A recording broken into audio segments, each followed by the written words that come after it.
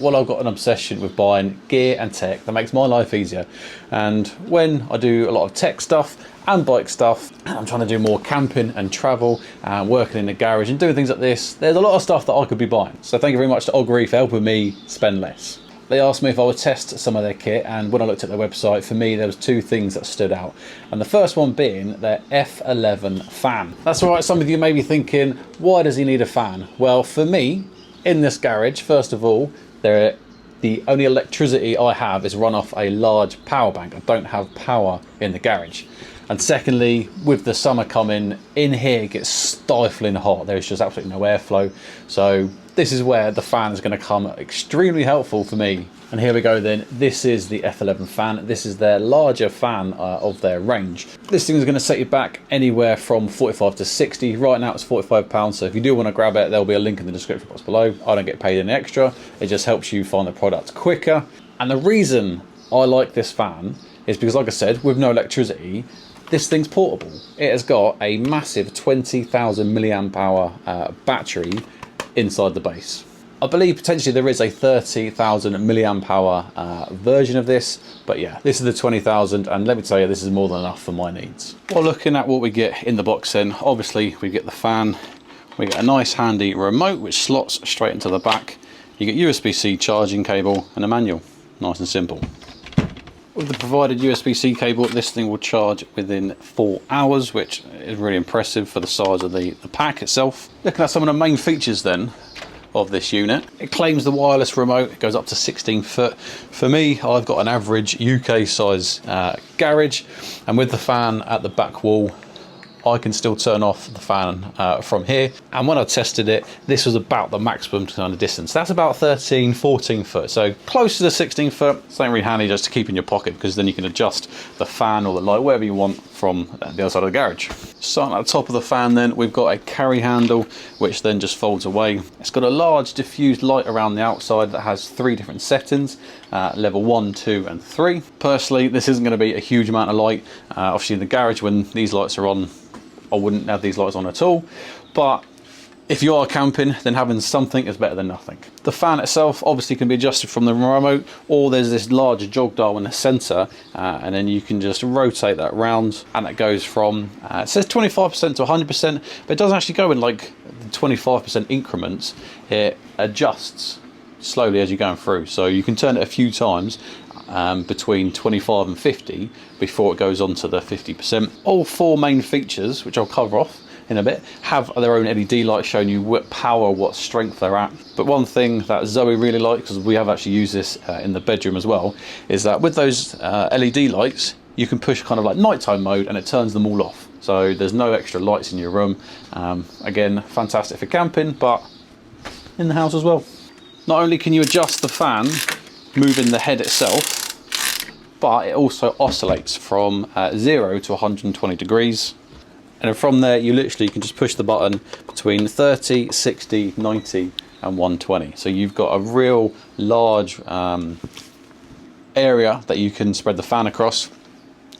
The fan itself, when it's at 100%, when it was up here and I was stood at the back of the garage, I could still feel the wind hitting me. So they claim you're going to get around 18 foot of wind, but yeah, again, around 14, 15 foot, and I could still feel the fan on me.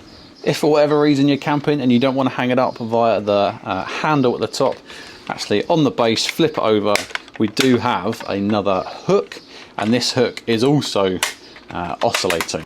I suppose if you wanted, you could then hang this up from the top of your tent and then face the fan downwards. So that would be another reason actually why there's a hook at the bottom. Looking at the back of the power bank, then you've got a USB-A and a USB-C output, and then the USB-C is also used for the input, so you can charge it. The good thing with this, if you are charging it with the C, you can also then piggy bank onto your phone using the USB-A, and it will still charge it. If you put the fan into its maximum use, you're going to get 11 hours of usage, which again, more than enough. But actually, if you put it down to its lowest percent, you can get 60 hours of use. For me, using this in the garage, that means I can leave it in here and I don't have to take it in and out every time I come to the garage, whereas my power bank for the lights, I pretty much have to charge that every day that I use it, whereas this can just stay here and Yeah, I can use it for a week or two probably with the amount I'd use it. It's like anything, if you use the lights, if you use the oscillator, the fan, and then you're going to have charging something, you're going to drain it a lot quicker. Well, that's the F11 fan from Ogery, so remember if you want to grab one of them, link in the description. Now the other thing I got them to send me was their Z10 camping light. If you know me and the channel, I'm going to do a lot more travel and camping on the GSA. This won't be coming with me because it is actually a big unit to take on the bike, but this fan will come with us when we go camping in the car. However, having something like the light, that probably will come with me. And one last thing I actually forgot to mention with the fan is if you do have it through the night time and you want it on timer, it does have the capability. So you've got 1, 2, 4 or 8 hours that you can just set it, again, remote or on the body itself. And here it is in all its glory. I'm 6'1" for reference, and the light comes above me. So this comes up to a maximum 65 inches with the tripod, and then you've got another 8.5 inches, I believe, of the light. So overall, again, more than enough height to illuminate the area when you are camping. But again, this is awesome in the garage because sometimes my lights don't disperse at the back of the garage very well. So I can just use this back here to illuminate the back part of the bike when I'm working on it. And then the smallest the tripod will go is down to 21 inches. Now, the tripod itself, for me, is the cheapest part of this kit. And I say that because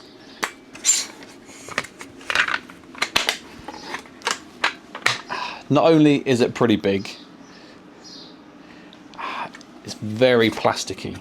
Like the whole thing is plastic, really. And it does feel it. It does feel cheap. Fitting this on the GSA, this would have to go where I put my table, just because of the length of it. I haven't got really anywhere this can fit nicely into. This will be too big for the panniers. So I kind of wish this was broken into 2 parts. Whether they made it into like the feet and then the telescopic rod, maybe if you could put those together and then you put the light on, that for me would be better.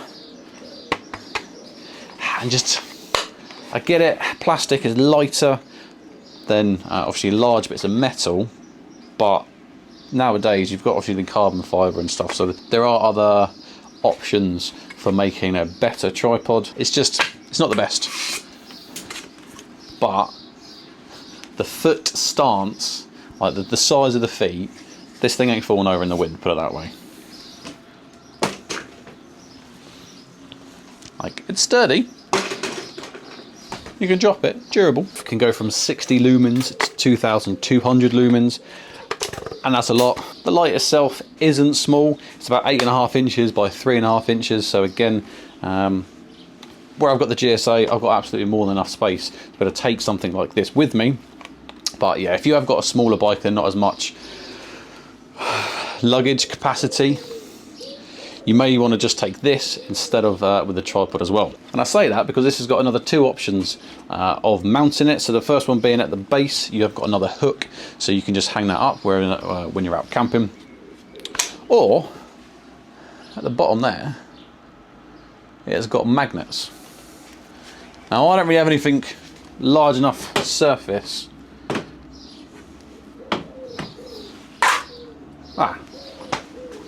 There you go. Like, it's on there. It ain't going nowhere. So yeah, so if you're going somewhere you know there's a lot of metal, you could just whack it on there. The power pack in this is 10,000 milliamps, and again this has got an inlet and an outlet. So if you want to charge something, you can. You've got a USB-A and a USB-C port. So just like the fan, if you can charge this whilst then charging your device as well. Hello. Hey Bertha. Wow. This is Zoe. She doesn't know what the garage looks like in a filming recording capacity. What is this mythical creature? We have more room. Look at my light. We have a light. Oh, look at that. Fancy. There's 2 main buttons on the unit. So there's the power button and then the light button. So the power button not only turns it on, but it's going to rotate through the different options of lights. Those options are the warm light, 3500 Kelvin, the neutral light, 4500 Kelvin, and the cold white, 6500 Kelvin. Then you've got the flashlight at 9500 Kelvin, and then finally the SOS button, or the SOS option, sorry. Once you push the power button, you can then push the light button. That's going to dim it between full, medium and low, and then finally it's on a strobe. So you've got a strobe in, push it again, full, medium, low. Now the next bit I really like is all 3 LED light panels can rotate out. So depending how you've got the light itself mounted, where you've got it hung up and then the LEDs are facing down, so you can really kind of mess around and play around with the light and how you want it to be shown. And then not only do they come down like that, but you can also rotate them, and they each 3 of them rotate individually, so you can kind of have the setup how you want. The good thing with the light as well, it is IPX4 rated, so it is waterproof. So if you are camping, you can leave it outside and not necessarily have to worry about it. And then when you're done with it, you just rotate them all around, and there you go, whack it back in your bag. This light will definitely be coming with me when I next go camping. Now I think what would be nice was obviously changing the tripod, but the screw point for mounting this onto the tripod is massive. Like, big old screw. Now for me, what I would like, I've got a lot of other tripods and stuff I take with me for the cameras. It would be nice if this was the same screw head as the other tripods, so just kind of a universal size, so I didn't have to take the big tripod mount with me. I could just take this and use one of my camera tripods when I'm not filming like this.